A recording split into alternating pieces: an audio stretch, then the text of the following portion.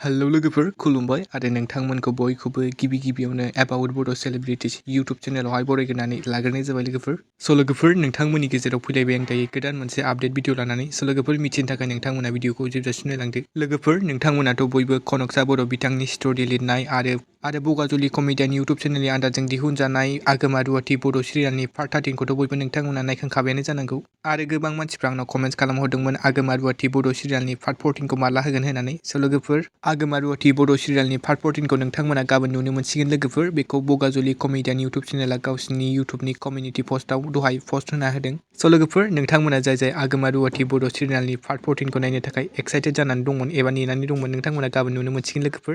एसे नेनानै थाथ'दो। ओमफ्राय लोगोफोर आगोमा रुवाथि बड' सिरियालाव जों गाहाय फाव खालामनायखौ नुनो मोन्दों बर'निनो लिजेन्डारि फावखुंगुर दिनेश रामसियारि बिथांजों लोगोसे जाखांफुनाय फावखुंग्रि अनसुमै बर', निरिबिलि उत्तम आरो बिथांमोनजोंनो लोगोसे जों फाव खालामनायखौ नुनो मोनबावदों कनकसा, दशरथ, मीना, लकेन, अजित, अमित, कृष्णा, राजु, ब्रजेन आरो बाबुल आरो तपस्वी बिथांमोनखौ। आरो बे आगोमा रुवाथि बड' सिरियालनि स्ट'रिखौ लिरदों कनकसा बर' बिथां, स्क्रिन प्ले एन्ड एडिटरखौ खालामदों सोमदोन बर' बिथां, प्रडिउसारआ जाहैबाय एसबी क्रिएशन आरो क'-प्रडिउसाराव दङ दशरथ बर' आरो लकेन स्वर्गयारी बिथां।